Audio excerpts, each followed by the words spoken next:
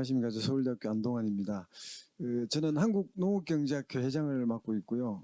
사실은 경제학계는 뭐 하여튼 경제학 이름을 달고는 학회가 한 서른 몇 개가 되고 저희 학회는 약간 좀 오래되긴 했지만 약간 이 숫자로 보면 좀 마이너 학회이긴 한데 어떻게 저희가 이 일을 맡게 되었습니다. 그래서 저희는 제 학회에서 뭐 이 젊은 교수님 네 분을 모시고 진행을 했었습니다. 근데 이제 제가 오늘 여기 와 보니까 이제 드는 생각이 이제서야 이 사업이 어떤 사업인지를 제대로 이해를 했고 우리가 이렇게 과제를 했었어야 되는구나라는 생각을 하게 돼서 엄청나게 반성을 하게 됩니다.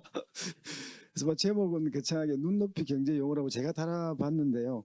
아마 뭐 이제 저희가 이번에 이 사업을 이렇게 했다기보다는 앞으로 아마 우리 경제학계가 이런 방향성을 가지고 좀 뭔가 열심히 노력을 해야 되겠다 그런 취지로 봐주시면 좋을 것 같습니다. 그리고 또 하나 오늘 두 분 발표하고 그다음에 자료집을 쭉 이렇게 넘겨보면서 느꼈던 것 중에 하나가 이거 하면서 이거 정말 어렵다. 이거 진짜 어렵다 이렇게 생각을 했는데 다른 분야 사례를 보니까 아니구나. 우리는 오히려 훨씬 더 쉬운 편이구나 이런 생각을 하게 됐습니다. 네. 간단하게 하여튼 저희 했던 걸 말씀드리면 뭐 이제 다 비슷하시겠지만 학술용어 정비 목표를 이제 뭐 이렇게 설정을 해서 이건 뭐 다들 비슷한 내용인 것 같습니다. 특히 이제 뭔가 일반 국민이 경제 용어를 접하는데 좀 더 쉽게 만들어 보자 이런 취지를 저희가 좀 최대한 살리려고 노력은 했었습니다. 네. 뭐 다 마찬가지인 것 같은데요. 저희도 이제 주로 외국어 영어를 번역해서 사용하는 용어들이 많기 때문에 좀 어려움이 있는 것 같습니다. 특히 이제 뭐 다들 비슷하지만 이제 일본에서 먼저 번역한 용어를 저희가 차용해서 가다 쓰기 때문에 그게 그대로 따라가는 그런 측면이 있어서 상당히 좀 이해가 좀 쉽지 않은 그런 경우가 있습니다. 경제학에서 제일 많이 쓰는 아주 기본적인 용어 중에 하나가 무차별 곡선이라는 게 있습니다. 이게 이제 영어로 이제 인디퍼런스 커브라고 하는 건데 사람들한테 동일한 효용을 가져다 주는 재화의 조합들, 그 조합들을 모아서 그림을 쭉 그리면 그게 이제 인디퍼런스 커브다. 뭐 이렇게 해서 그걸 이제 영어로 우리말로 번역하다 보니 이제 아마 한문으로 무차별 곡선 이렇게 된 것 같습니다. 그래서 수학적으로는 이제 이 인디퍼런스 커브 대신에 레벨 커브 뭐 이렇게 표현하시는 분도 계시고 그래서 이거를 이제 유사하게 또 번역하시는 분들은 등효용 곡선 이런 표현을 씁니다. 이제 이게 만족도를 효용이라는 게 있으니까 이제 만족도 효용을 똑같하게 만드는 거니까 등효용 이렇게 쓰고 계신 거죠. 그래서 지금은 무차별 곡선, 등효용 곡선 이렇게 두 가지로 쓰이고 있는데 저희가 이제 뭐 동일 효용 곡선 뭐 이런 이제 대체어로 제안을 받기는 했었습니다. 그래서 뭐 하여튼 똑같은 용어에 대해서도 다르게 이렇게 번역이 돼서 많이 활용되고 있는 사례들이 경제학에서는 되게 많이 있습니다.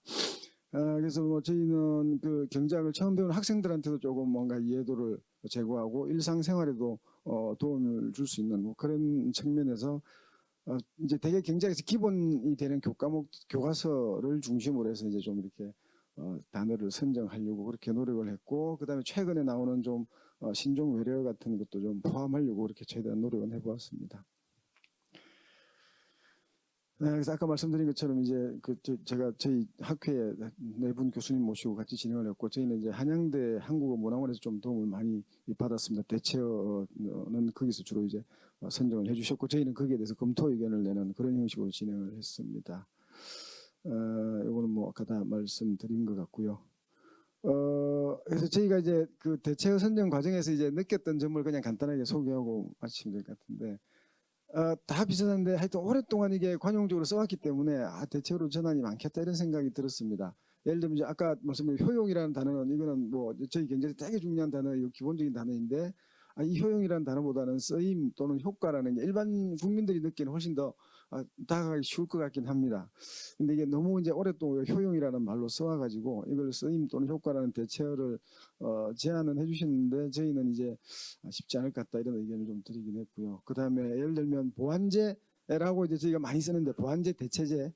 근데 이제 제라는 말이 이제 이게 뭔가 사람들이 익숙하지 않으니까 그럼 제를 그냥 원래 그 의미대로 재화, 그러니까 보완 재화, 대체 재화 이렇게 하는 게 어떠냐. 뭐 이런 이제 의견을 주셨습니다.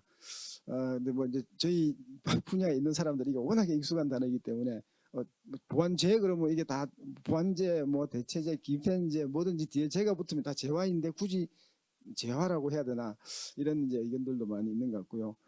레몬 마켓 시라는 단어에 대해서는 정보 불균형 시장 뭐 이런 이제 대체어를 제안을 해주셨는데 이게 이제 우리 분야에서 보면 이 정보 불균형 시장은 되게 범위가 넓은 거죠. 그 중에 하나가 이제 레몬 마켓일 수 있어서 이게 다 하기는 어렵다. 뭐 레버리지 효과는 지렛대 효과 뭐 이렇게 말씀해 주시고요. 그렇습니다. 그래서 뭐 이런 부분이 있고 그 다음에 이제 타 분야 용어랑도 관계 있는 아까 앞에서도 그런 발표가 있었던 것 같습니다만 예를 들면 이제 저희가 담합이란 말이 있는데 이 담합이란 말보다 짬짬이라는 말이 있는데 어떠냐? 그래서 제가 짬짬이라는 말이 진짜 우리말인지 처음 알았습니다. 사전에 찾아보니까 짬짬이라는 말이 있더라고요. 그래서 이런 게 있구나. 되게 좋긴 한데 저희는 뭐 어떻게 이제 한번 활용을 시도는 해볼 수 있는데 그러려면 이제 법도 문제가 되는 거죠. 나중에 뒷부분에 법도 있는 것 같은데 예를 들면 공정거래법에 가면 그 시행령에 보면 입찰 담합 이런 말이 있습니다. 그래서 이거는 경제학만 바꿔서는 안 될 것 같고 이 법학 뭐 다른 분야는 같이 가야 되는 거다라는 생각이 들었습니다. 그래서 마지막으로 이제 뭐 약간 제안사항처럼 말씀드리면 다 비슷할 것 같습니다. 그래서 이게 뭔가 기존 영어 중심의 어떤 방금 말씀드린 것처럼 대체어 선정이나 전환 이것도 필요하지만 좀 융복합적인 접근이 필요할 것 같다. 그래서 느긋해서 이렇게 하기보다는 좀 모아서 뭔가 용어를 발굴하는 이런 게 필요하지 않을까.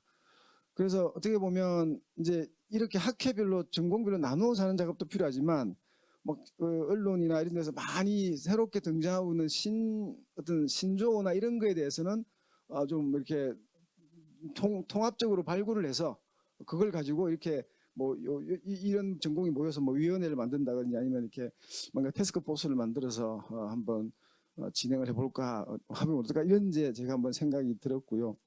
그 다음에 이거는 제가 보기 돈 많이 안 들 것 같은데 학회 차원에서 뭔가 이렇게 중요한 용어들이 이런 논란이 될 수 있는 또는 바꾸면 좋겠다는 용어가 있으면 공모전 같은 걸 해보면 학생들한테 뭔가 관심도 좀 일으키고 좋은 아이디어들이 많이 나오지 않을까. 이게 그리고 이번에 대체어로 선정된 걸 한번 던져보면 거기서 뭔가 수용 의사나 이런 것들을 찾을 수 있지 않을까 이런 생각이 들었고요.